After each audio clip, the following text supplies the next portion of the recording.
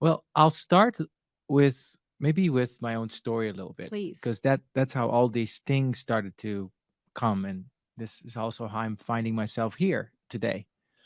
Uh, so once upon a time, Yeah. there was a little boy in the north of the Netherlands who loved the fields and the churches and the big organ music and felt so awe struck by life. And I grew up on a dairy farm, which was beautiful in many ways. And then some things happened, and I lost my sense of awe. You could say I got distracted. Um, I became very entranced by this thing of achievement. So I instead of making music, which I loved to do as a young person, I went into the business world head on, and I became a strategy consultant in New York City. And I rose to the top very fast. I was the youngest partner in my strategy consulting company together with another person. And I was very proud of that. And inside of me, it was a mess. Mm.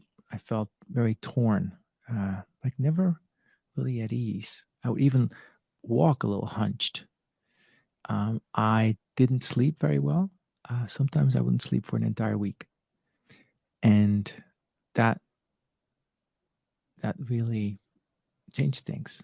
Um, at some point, it got so bad that I just, it just like my body started to have symptoms like inflammations and things. And at that point, I discovered meditation.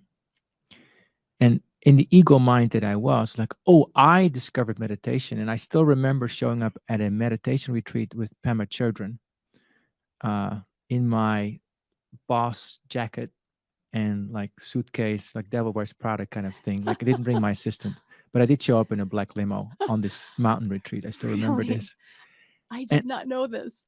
crazy. And I was expecting that I was going to be the only person sitting in that room, or maybe 10 other people. And there were four or 500, and I felt offended. I remember, you know? Yeah, because you created this. Yeah. And I thought that I was going to be the leader, as I always was, and the special one. And then I started listening to Pema, and everything she said made sense to me.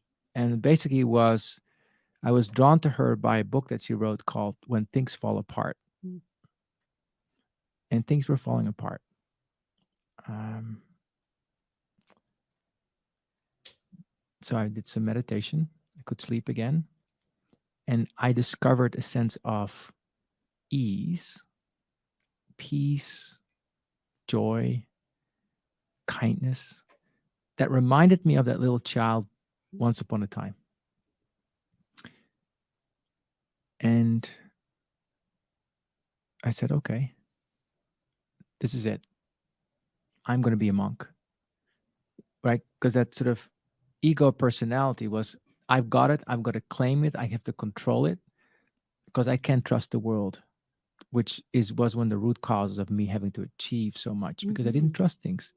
So I basically went into high performance mode, which I still do, when I don't watch it. And anyway, through all of that, long story short, uh, I just decided not to go into the monastery and instead do this work of coaching and culture and team development, which is all focused on connecting with our true self, our potential, which basically boils down to three principles: truth, love, and purposefulness. Mm. And that's basically what then became a book, Taming Your Crocodiles, what became the firm that I lead, Growth Leaders Network, and is my daily practice. Like my number one client is me.